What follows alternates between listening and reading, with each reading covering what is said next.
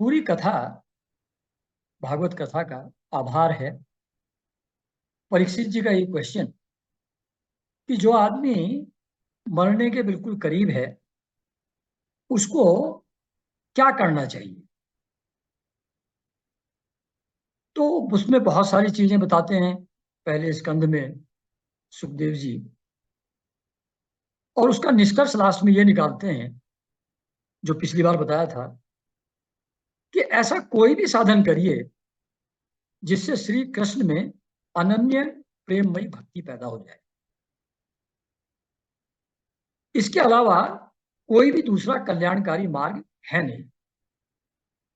इसलिए मनुष्य को सिर्फ मरने के टाइम पर ही नहीं, जिसको ये पता है कि मैं मरने वाला हूं, सिर्फ उसी के लिए नहीं, सभी लोगों के लिए और सभी समय में यही प्रयास रहना चाहिए कि अपना पूरा अटेंशन भगवान श्री हरि पर ही रखें, उन्हीं की कथाओं का श्रवण कीर्तन और स्मरण करें। और कहते हैं कि इसको ये फैसिलिटेट कैसे होगा। तो संत पुरुषों के अगर संपर्क में आप रहेंगे तो उनके यहाँ भागवत कथा का मधुर अमृत वितरित होता ही रहता है। तो उसको आप प्रेम पूर्वक ध्यान से सुनिए। उसके सुनने मात्र से, और कुछ करने की जरूरत नहीं है, सुनने मात्र से हृदय का विषयों का विषैला प्रभाव जाता रहता है। जो डिजायर्स हैं which are source of all problems, उनका इफेक्ट हमारे ऊपर कम होता जाता है और हृदय शुद्ध हो जाता है, निर्मल हो जाता है, शांत हो जाता है। और जब ऐसा हृदय हो जाता है तो भगवान के चरणों में प्रीति हो जाती है, उसकी सन्निधि आदमी को प्राप्त हो जाती है। तो ये था निष्कर्ष कि आदमी को करना क्या चाहिए है जो मरने वाला है, और इन जनरल भी लोगों को यही करना चाहिए, ऐसा सुखदेव जी बताते हैं फर्स्ट स्कंद के लास्ट। लेकिन सब लोगों की स्थिति तो वो है नहीं कि वो भगवान को पाना चाहते हो। सब लोग अलग अलग स्टेज ऑफ इवोल्यूशन पर हैं। तो बहुत से लोग हैं जिनकी इमीडिएट रिक्वायरमेंट कोई वर्ल्डली चीज है जो उनको हर चीज से इंपॉर्टेंट नजर आती है। ऐसा लगता है कि इसी में जीवन है। जैसे आत्मदेव जी को बाकी सब बेकार लग रहा था, सिर्फ बच्चा ही चाहिए था उन्हें। तो फिर ऋषि लोग क्या करते हैं कि भाई ठीक है, तुझको बच्चा चाहिए, तुमको कह तो रहे थे कि संन्यास की तरफ चला जा, नहीं समझ में आता, चल तुझको बच्चा ही दे देते हैं भाई, फिर बाद में समझ में आएगा तुम।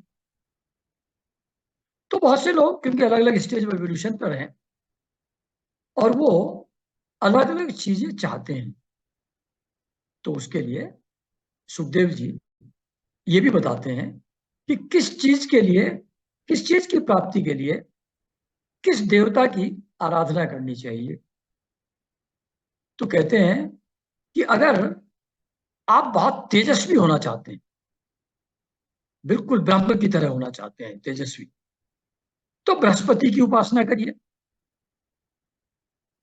अगर आपको अपनी इंद्रियों में बहुत बल चाहिए, इंद्रियों में शक्ति चाहिए, तो इंद्र की उपासना करिए।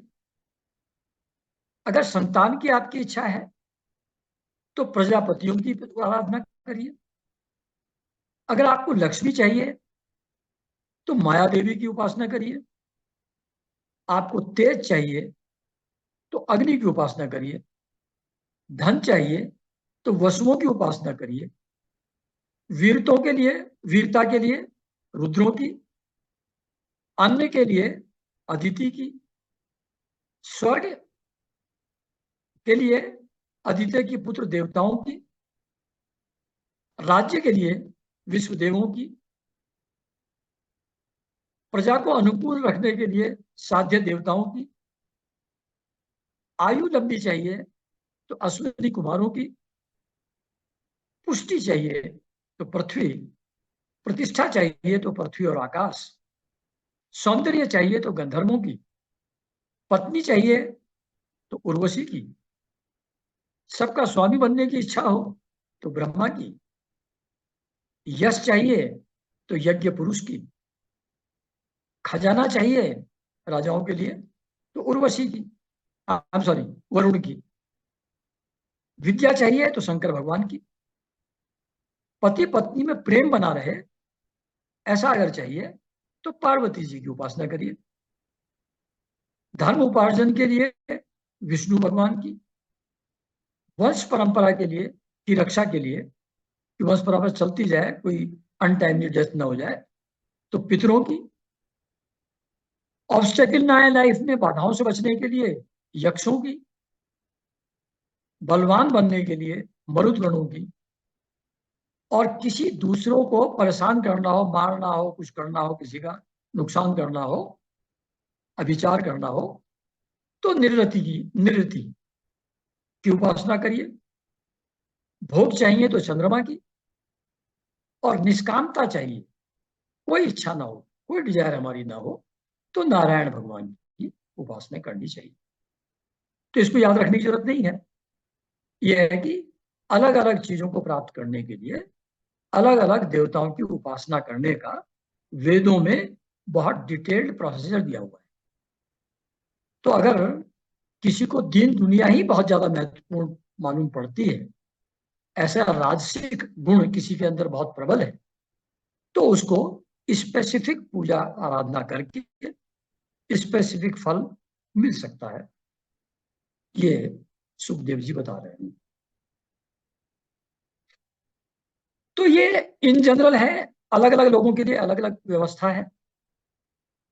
लेकिन कहते हैं कि अगर आप बुद्धिमान हैं तो चाहे तो आप निष्काम हो, डिजायरलेस हो, या बहुत सारी कामनाएं आपके अंदर हो तो भी, मोक्ष की इच्छा हो तो भी, किसी भी प्रकार की इच्छा हो, निष्कामता चाहिए, समस्त कामनाओं से आप युक्त हो, मोक्ष चाहिए, हर चीज के लिए ये अलग अलग देवी देवताओं की पूजा करने के बजाय तीव्र भक्ति योग के द्वारा केवल पुरुषोत्तम भगवान की ही आराधना करनी चाहिए। यानी कि अगर जड़ को सींचेंगे तो उसकी शाखाएं, फूल, पत्ती, फल सभी स्ट्रेंथन हो जाएंगे, सभी मजबूत हो जाएंगे। तो अलग अलग चीजों के लिए अलग अलग काम करने की जरूरत नहीं है। जड़ को सींचो तो सब कुछ ठीक हो जाएगा। और जड़ क्या है? वो तो भगवान स्वयं ही है। तो स्वयं भगवान की आराधना करो तो सब कुछ मिल जाएगा। ये अलग अलग देवी देवताओं की पूजा आराधना करने की आवश्यकता नहीं है। फिर कहते हैं कि ये उपासना जैसे अलग अलग देवताओं की करते हैं, तो आपने कोई पर्टिकुलर अनुष्ठान किया, किसी पंडित पुरोहित को बुलाया, उसने आपके लिए पूजा प्रार्थना कर दी और आपका काम बन गया। लेकिन भगवान की अगर आराधना करनी होगी वो तो खुद ही करनी होगी, वो तो आप दूसरे से नहीं करवा सकते। तो डिफरेंस ये है कि जो बहुत ज्यादा राजसिक और तामसिक लोग हैं, जो खुद पूजा आराधना करने में अपने आप को इंटरेस्टेड नहीं कर पाते, तो उन लोगों के लिए वो दूसरे मेथड्स हैं अलग अलग देवी देवताओं के। लेकिन अगर आप भगवान की खुद पूजा आराधना खुद कर सकते हैं, then those things are not necessary. वो पूजा प्रार्थना की आवश्यकता नहीं उस तरीके से। तो कहते हैं कि जितने भी उपासक हैं जो उपासना खुद करते हैं उनकी बात हो रही है, तो उपासना में गहराई कैसे लाएं, उपासना में सिंसियरिटी कैसे लाएं, तो उनका सबसे बड़ा हित इसी चीज में है कि भगवान के जो प्रेमी भक्त उनका संग करें। उसी से भगवान में अविचल प्रेम की प्राप्ति होती है। क्योंकि ऐसे जो सत्संग रहते हैं उनमें भगवान की लीला कथाएं हुआ करती हैं, उनसे दुर्लभ ज्ञान की प्राप्ति हो। जैसे अगर आप डायरेक्टली उपनिषद पढ़ें, डायरेक्टली गीता पढ़ें, तो उसमें सब जितने ऊंचे से ऊंचे प्रिंसिपल्स हैं, ज्ञान है, वो सब दिया हुआ है, लेकिन वो तो ढंग से दिमाग में बैठता नहीं। जब उसको दृष्टांत के द्वारा, किसी कहानी के द्वारा, किसी राजा, किसी दूसरे व्यक्ति, किसी साधक के चरित्र के द्वारा जब उसी चीज को बताया जाता है, तो वो दिमाग में अच्छी तरह बैठती है, वो समझ में आती है। जब कोई लाइव एग्जाम्पल होता है तो समझ में आता है। तो इसलिए जो ज्ञान अदरवाइज दुर्लभ है, जो डायरेक्टली पढ़ करके आपको समझ में नहीं आता, बैठता नहीं है दिमाग में, वो भगवान की लीला कथाएं जब हम सत्संग में सुनते हैं भक्तों के, तो वो ज्ञान फिर हमको आसानी से मिल जाता है, दुर्लभ ज्ञान। और उससे जो अटैक्स एंड काउंटर अटैक्स होते हैं लाइफ में, घात प्रतिघात होते हैं, माया की जो त्रिगुणमयी तरंगे हैं, उससे जो हलचल जीवन में पैदा होती है, वो सब शांत हो जाती है ऐसी कथाओं को सुनने से। और फिर जब ये शांति हो जाती है तो हृदय शुद्ध हो जाता है, निर्मल हो जाता है, डिजायरलेस हो जाता है, उसमें कोई राग और द्वेष नहीं रहता। तो ऐसा जो शुद्ध हृदय है, उससे आनंद की प्राप्ति हो जाती है। और जब आनंद की प्राप्ति होती है निर्मल हृदय में, तो फिर जो विषय रहते हैं, सेंस ऑब्जेक्ट्स रहते हैं, उनके प्रति अटैचमेंट नहीं रहता, फिर वो कम हो जाते हैं, क्योंकि उनसे मिलने वाला सुख ट्रांजिटरी भी है और बहुत कम भी है। तो दे पेल इनटू इनसिग्निफिकेंस। उनकी जो स्ट्रेंथ है, अट्रैक्शन है, वो बहुत ही कम रह जाता है एज कंपेयर टू जो आनंद अपने आप हृदय के शुद्ध होने से, निर्मल होने से, अंदर से जो सुख प्राप्त होता है व्यक्ति को, जो किसी भी बाहरी चीज पर डिपेंडेंट नहीं है। तो वो सुख ऐसा है कि उसके सामने बाहर के सुख फीके पड़ जाते हैं। इसलिए इंद्रियों के जो विषय रहते हैं, उसमें आसक्ति धीरे धीरे खत्म हो जाती है आदमी की। तो अगर मोक्ष चाहिए, कैवल्य मोक्ष चाहिए, तो उसका सर्वसम्मत मार्ग, यानी कि वो मार्ग which is approved by all saints, all shastras, जो सर्वसम्मत है, सबका अप्रूवल जिसके लिए, वो भक्ति योग है। वो भक्ति योग व्यक्ति को प्राप्त हो जाता है भगवान के प्रेमी भक्तों का संग करने मात्र से। तो सत्संग में संतों का संग, वो बहुत आसानी से ज्ञान हमको करा देता है प्राप्त, जो दूसरे मेथड से नहीं हो पाता। तो ऐसा कहते हैं सुखदेव जी। तो फिर उधर शौनक जी के यज्ञ चल रहे हैं उधर नैमिषारण्य में। तो शौनक जी फिर पूछते हैं सूत जी से कि जब परीक्षित जी ने यह सब सुना सुखदेव जी से, तो ये सुनने के बाद उन्होंने फिर और क्या पूछा उनसे, क्योंकि परीक्षित तो जन्म से ही भगवत भक्त थे। वो बचपन में भी जब खिलौनों से खेलते थे, उसमें भी भगवान की कथाओं, भगवान की लीला में ही रस लेते थे। खेलते हुए भी उनके माध्यम से भी भगवान की लीलाएं ही करते थे वो। तो श्री कृष्ण की लीला का रस ही उनमें से भी लेते थे, खिलौनों में, खेल में भी। और दूसरे सुखदेव जी थे, वो तो जन्मजात भगवत परायण थे, एब्सोल्युटली वन विद गॉड थे, पूर्ण ज्ञान प्राप्त थे।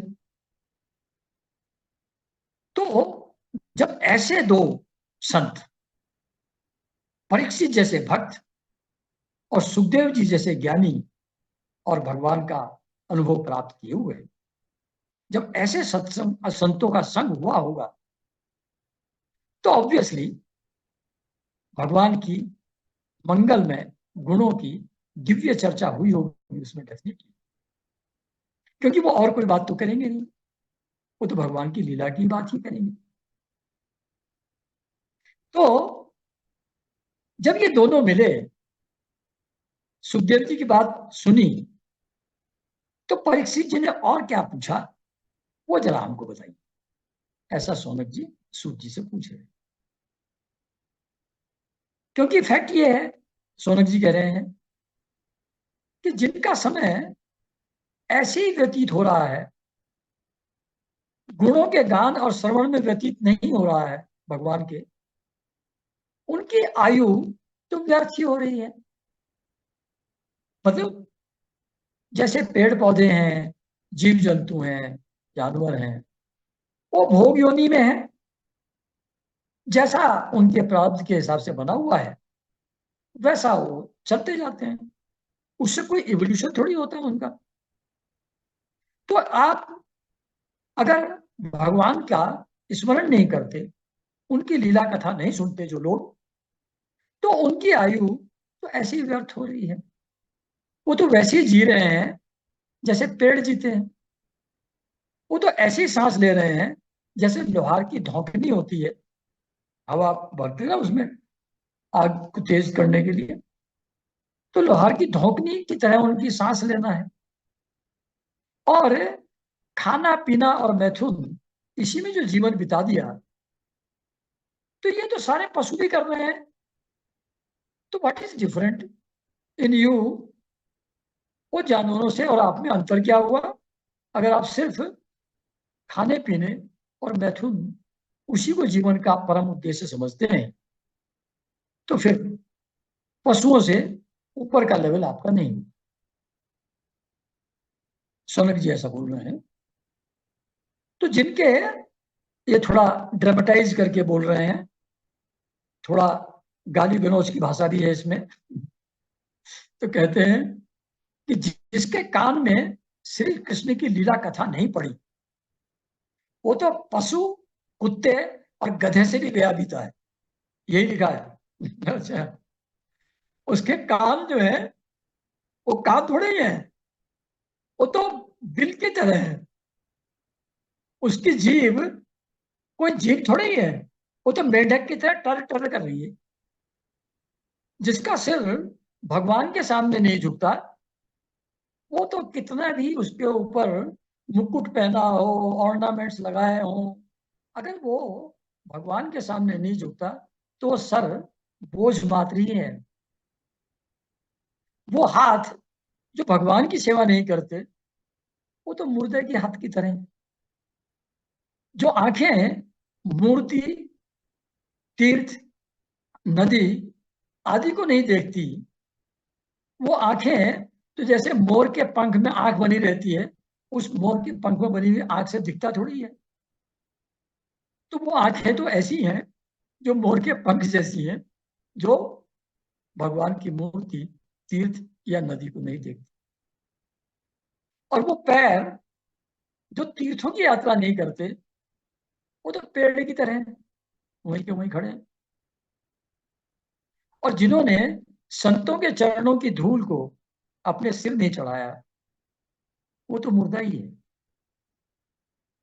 जिसने तुलसी की गंध की सराहना नहीं की, अप्रिशिएट नहीं किया, जो भगवान के चरणों में चढ़ाई हुई तुलसी है, उसका जिसने अप्रिशिएट नहीं किया, वो तो श्वास तो दे रहा है लेकिन सभी है वो।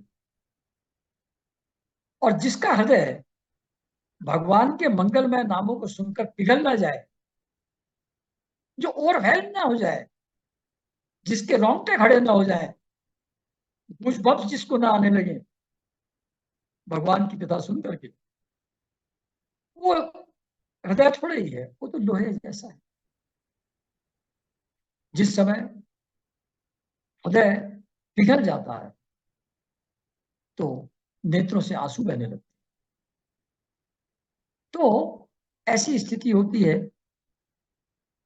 तो आप वो सौनक जी सूत जी को कह रहे हैं कि आपकी वाणी तो बहुत ही हृदय को आनंद देने वाली है, तो हमारी बहुत इच्छा है कि आप हमको विस्तार पूर्वक परीक्षित जी और सुखदेव जी के बीच में जो संवाद हुआ वो जरा हमको विस्तार पूर्वक बताइए। आपकी वाणी से हृदय में बड़ा आनंद आ जाता है, बड़ा प्रेम भाव पैदा हो जाता है। तो यहाँ पर चैप्टर 2-3 समाप्त हो जाता है एट दिस स्टेज। फिर 2-4 शुरू होता है। तो उसमें सृष्टि कैसे हुई उससे रिलेटेड प्रश्न परीक्षित पूछते हैं और उन प्रश्नों के उत्तर में सुखदेव जी कथा आरंभ करते हैं। अभी तो बैकग्राउंड बता रहे थे, अब इसके बाद कथा आरंभ करते हैं। जब परीक्षित जी सृष्टि कैसे हुई, कैसे वो समाप्त होती है, जब इस तरीके का क्वेश्चन पूछते हैं तब सुखदेव जी कथा आरंभ करते हैं। तो परीक्षित जी कह रहे हैं सुखदेव जी को कि आपने अभी तक जो थोड़ा बहुत बताया, आप जो जो कथा सुनाते जा रहे हैं, जो जो ये बात आगे बढ़ती जा रही है हम लोगों की, तो मेरे अज्ञान का पर्दा हटता जा रहा है। जो मोह अंधकार है हृदय और मन में, वो दूर होता जा रहा है और निर्मलता और शांति आती जा रही है। तो मैं जानना चाहता हूं, परीक्षित जी कह रहे हैं सुखदेव जी से, कि भगवान अपनी माया से सृष्टि करते कैसे हैं? ये इतना डाइवर्स ब्रह्मांड कैसे बनता है? कैसे वो इसकी रक्षा करते हैं और कैसे इस सब का संहार करके प्रलय कर देते हैं? वो किन किन शक्तियों का आश्रय लेकर के अपने आप को ही खिलौने बनाकर खेलते हैं? जैसे बच्चे घरौंदे बनाते हैं मिट्टी के और फिर पैर मार के तोड़ के चले जाते हैं शाम को, खेल खत्म होते होते ही। तो वैसे ही बच्चों के घरौंदों की तरह कैसे भगवान ब्रह्मांडों की रचना करते हैं और कैसे उनको समाप्त कर देते हैं। ये भगवान जो प्रकृति के अलग अलग गुण हैं उनको एक ही साथ धारण करते हैं सृष्टि को करने के लिए, उसका प्रलय करने के लिए, या अलग अलग अवतारों में अलग अलग शक्तियों का उपयोग करते हैं। तो क्रमशः प्रयोग करते हैं या सभी शक्तियों का एक साथ प्रयोग करते हैं? इस बारे में हमको काफी डाउट हो रहा है, मुझको काफी डाउट हो रहा है। परीक्षित जी कहते हैं तो इसका या संदेह मेरा दूर करिए, मेरा डाउट दूर करिए। तो ऐसा जब प्रश्न परीक्षित जी ने पूछा तो सुखदेव जी कथा सुनाने के लिए तैयार हुए, बड़े प्रसन्न हुए इस प्रश्न सुन करके। इस सृष्टि कैसे होती है, उसकी रक्षा कैसे होती है और फिर प्रलय कैसे हो जाता है, इस प्रश्न को सुन करके श्री कृष्ण का बार बार स्मरण उन्होंने अपने मन में किया, सुखदेव जी ने, और फिर अपना प्रवचन प्रारंभ किया। मतलब कोई भी हमारे अंदर जो भी शक्तियां हैं, जो भी स्किल्स हैं, वो सब तो भगवान की ही हैं, उन्हीं की दी हुई हैं। इसलिए जब भी उनका उपयोग करने का अवसर आए तो ऐसा उचित है, लाभकारी है कि आप उसका स्मरण करके शुरू करें जो भी करना हो काम। तो प्रवचन जब प्रारंभ करना था सुखदेव जी को, तो उन्होंने श्री कृष्ण का बार बार स्मरण किया। फिर सिर्फ स्मरण किया, स्मरण करने के बाद फिर प्रणाम पर आए। कहते हैं कि मैं उन भगवान श्री कृष्ण को कोटि कोटि प्रणाम करता हूं जो संसार की उत्पत्ति स्थिति और रज और तमोगुण शक्ति उत्पत्ति, स्थिति और लय प्रलय करते हैं। वो प्राणियों के हृदय में अंतर्यामी रूप से उपस्थित है। उनका स्वरूप ऐसा है, भगवान का स्वरूप ऐसा है जो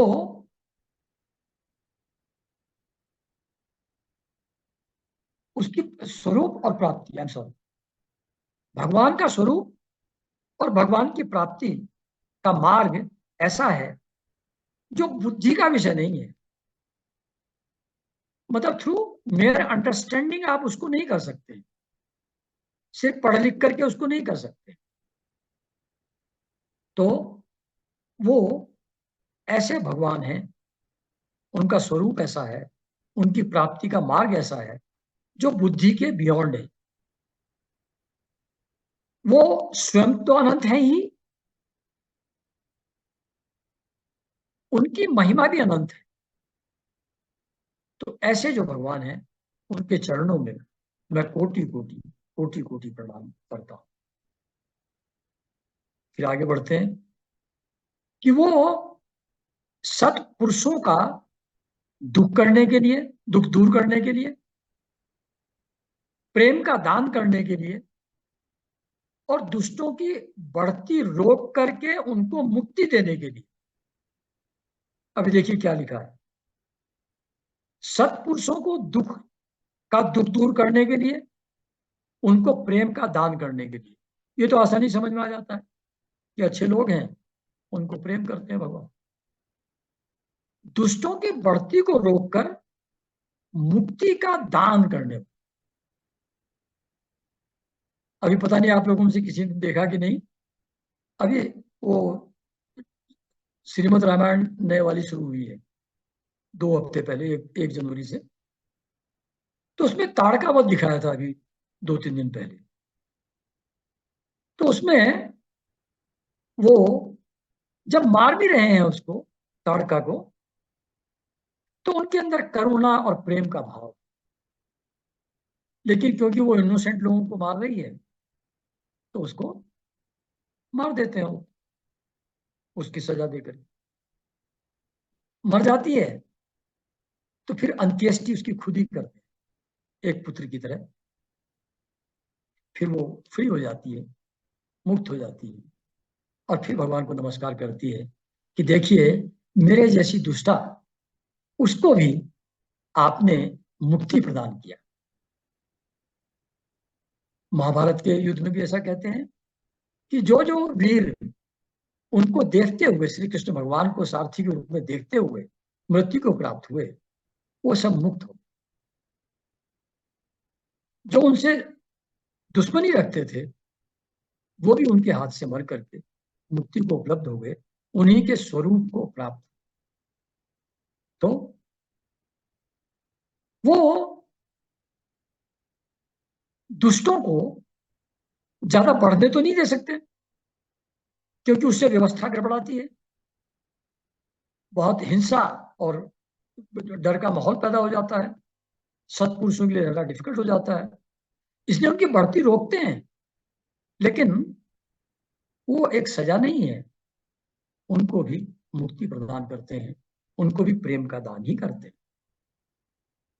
और जो परमहंस आश्रम में स्थित लोग हैं उनको भी जो चाहिए, यानी कि ब्रह्म का आनंद, वो प्रोवाइड करते हैं। तो जितने भी चर और अचर प्राणी हैं वो सभी उन्हीं की मूर्ति हैं, उन्हीं का रूप है भगवान का। तो उनका पक्षपात या द्वेष किसी से नहीं है। अपेरेंटली ऐसा लगता है कि सत्पुरुषों को प्रेम का दान कर रहे हैं और दुष्टों को मार रहे हैं, लेकिन ये दोनों ही प्रोसेस दोनों के लिए ही प्रेम और मुक्ति का ही कारण बनते हैं। उनका कोई फेवरेट और अदरवाइज नहीं है भगवान का, तो कोई पक्षपात नहीं है। लेकिन हम लोग क्योंकि अपनी लिमिटेड बुद्धि से सोचते हैं, हमको उसमें ऐसा लगता है कि वो देवताओं का साथ दे रहे हैं और असुरों का और दैत्यों का उनके अगेंस्ट है वो, ऐसा हम लोगों को अपनी बुद्धि से मालूम पड़ता है। बट उनके लिए कोई अपना और पराया नहीं है, सब रूप में वो खुद ही मौजूद है और सबको प्रेम और मुक्ति ही प्रदान करते हैं, सबके प्रति करुणा भाव ही है। ये भी जो श्रीमद् रामायण है उसमें ये चीज बहुत अच्छी तरह they have brought out very well, ये पर्टिकुलर एस्पेक्ट। अच्छा, तो जो लोग भगवान से प्रेम करने के बजाय, भगवान का स्मरण करने के बजाय हठ पूर्वक भक्तिहीन साधना करते हैं, कोई दूसरे मेथड अडॉप्ट करते हैं, वो लोग भगवान की छाया को भी नहीं छू पाते।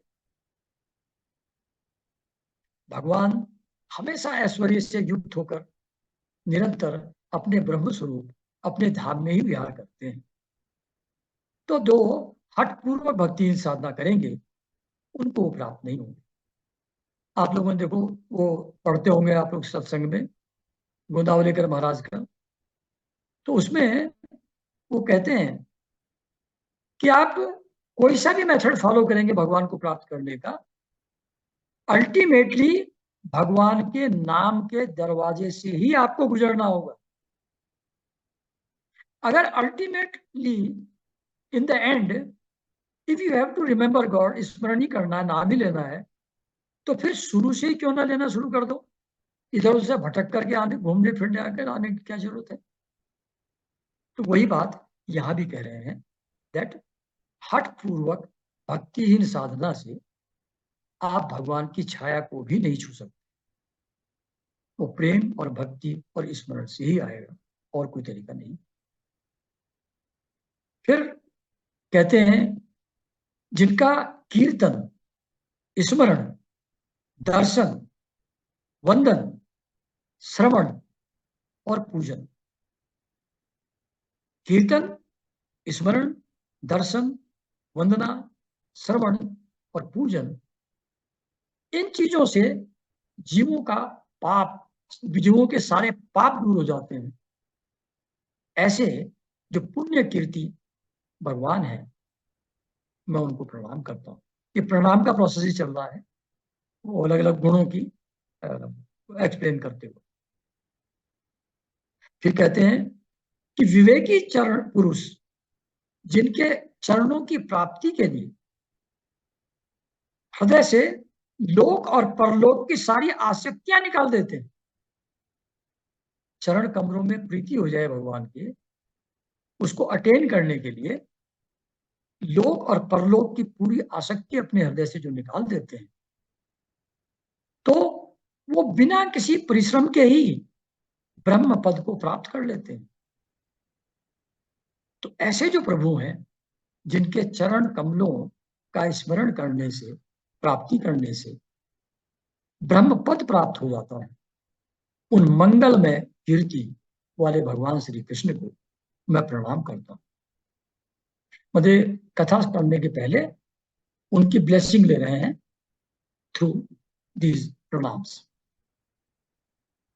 बड़े बड़े तपस्वी, दानी, यशस्वी, मनस्वी, सदाचारी और मंत्र वेत्ता जब तक अपनी साधनाओं और अपने आप को उनके चरणों में समर्पित नहीं कर देते, तब तक उन्हें कल्याण की प्राप्ति नहीं हो सकती।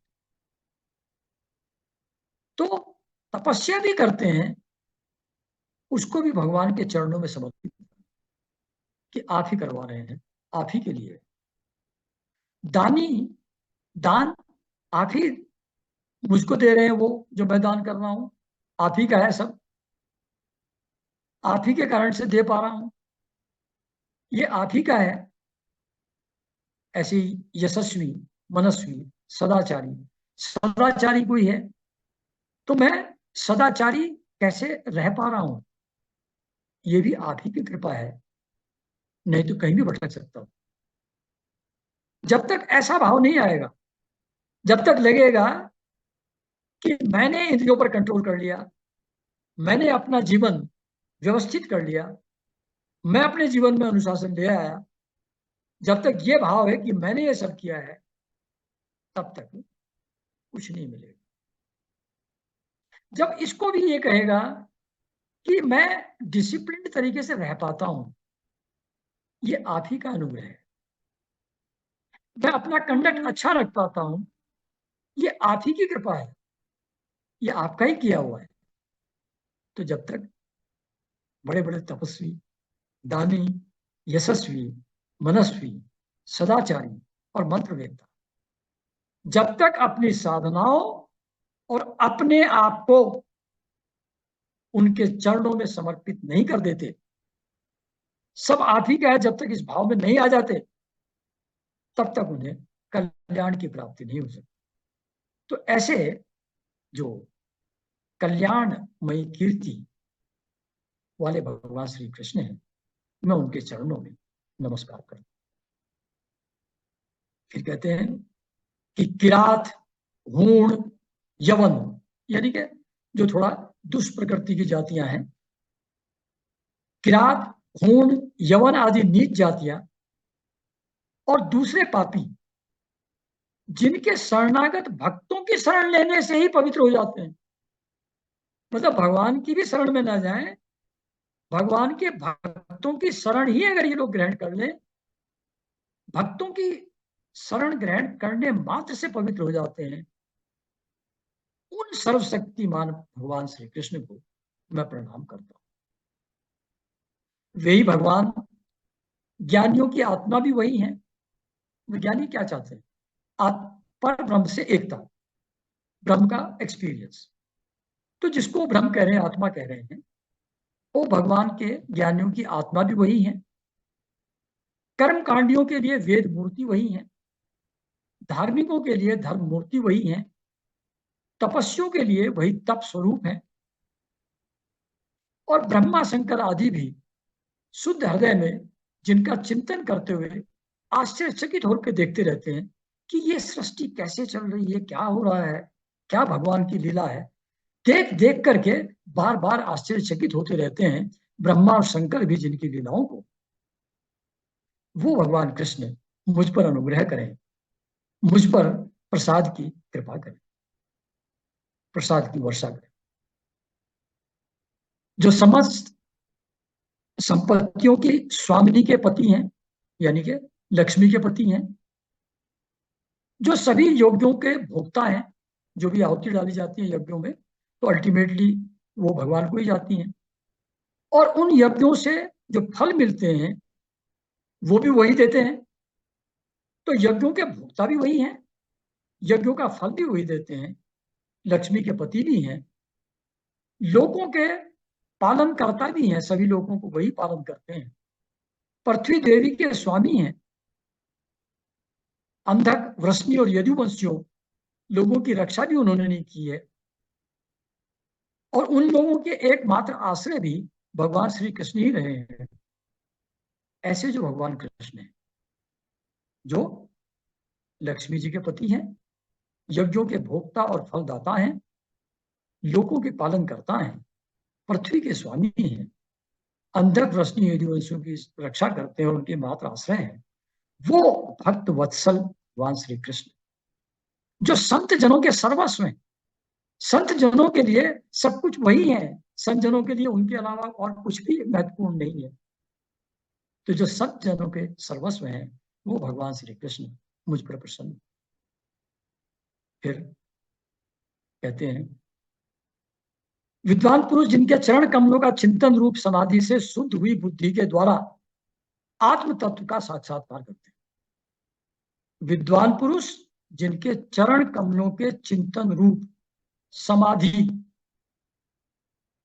जब चरणों में भगवान के पूरी तरह मन विद्वान का लग जाता है। एक दिन हमारे गुरुजी कह रहे थे कि कल रात मैं पूरी रात दत्तात्रेय भगवान के चरणों में पड़ा रहा और उनकी सुगंध लेता रहा। तो ऐसे पहुंचे हुए जो लोग होते हैं, उनके चरण कमलों का ही चिंतन करके समाधि को प्राप्त हो जाते हैं और उससे उनकी बुद्धि शुद्ध होती है। उस शुद्ध बुद्धि से उनको आत्म तत्व का साक्षात्कार हो जाता है, गॉड रियलाइजेशन उनको। और फिर जब उनको रियलाइजेशन होता है, अनुभव होता है, तो अपनी अपनी मति और रुचि के अनुसार जिनके स्वरूप का वो लोग वर्णन करते हैं विद्वान पुरुष, वे प्रेम और मुक्ति को लुटाने वाले भगवान श्री कृष्ण मुझ पर प्रसन्न हैं, जिन्होंने सृष्टि के समय ब्रह्मा के हृदय में पूर्व कल्प की स्मृति जागृत करने के लिए, मतलब ये सृष्टि प्रलय चलता रहता है।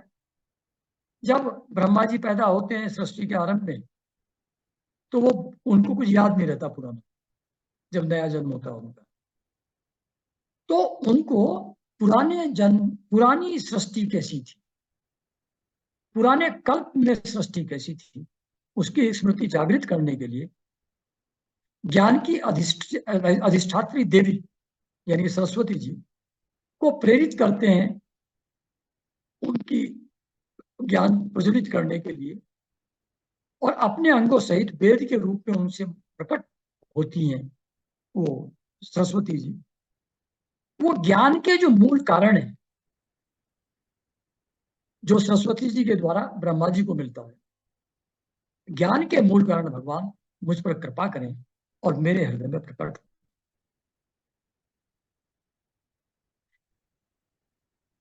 5 ही मिनट का बचा है, तो आप लोग जरा थोड़ा और बियर करें। अच्छा।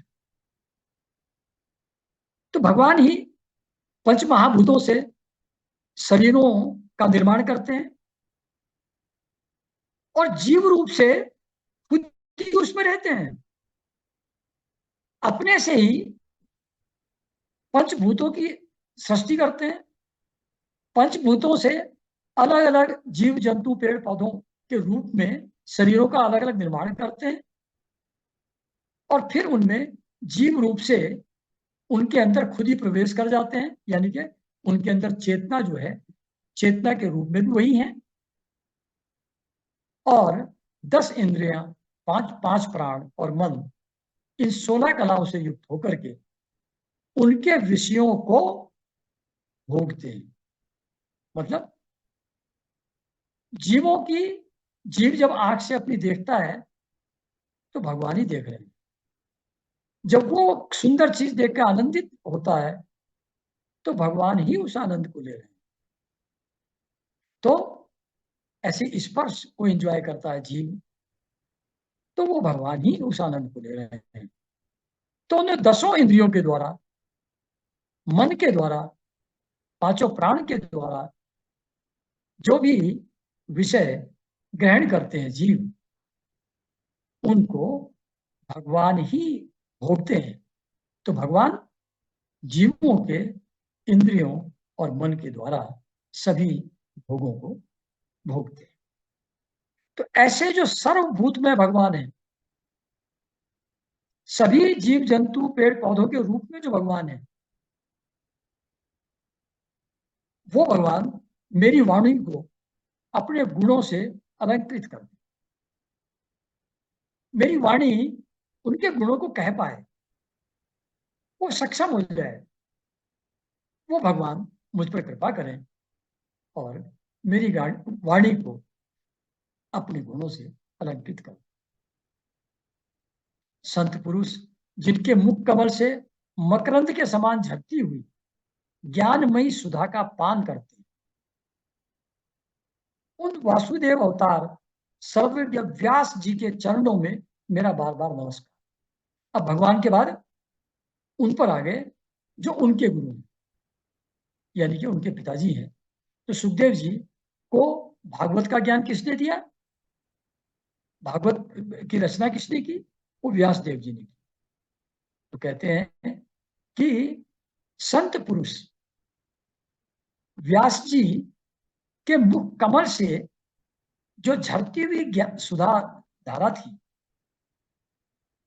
संत पुरुष जिनके मुख कमल से मकरंद के समान झरती हुई ज्ञानमयी सुधा का पान करते हैं।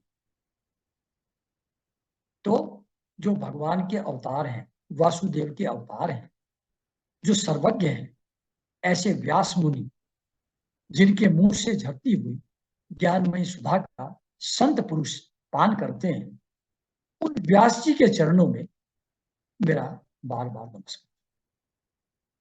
तो ये परीक्षित, सुखदेव जी कहते हैं कि जब नारद ने ब्रह्मा से पूछा था कि मुझको ज्ञान दीजिए, तो जो उन्होंने ब्रह्मा जी ने नारद को बताया था, और जिसको ब्रह्मा जी को स्वयं भगवान ने वो चीजें बताई थी, तो जो भगवान नारायण ने ब्रह्मा जी को बताया और ब्रह्मा जी ने नारद के पूछने पर नारद को बताया, वही ज्ञान, वही भागवत कथा अब मैं तुमसे कह रहा हूं। तो यहां पर ये चौथा अध्याय समाप्त हो जाता है, और फिर अगले संडे फिर मिलेंगे, पांचवा अध्याय की कथा प्रारंभ करेंगे। तो सब लोगों को बहुत बहुत नमस्कार। ओके।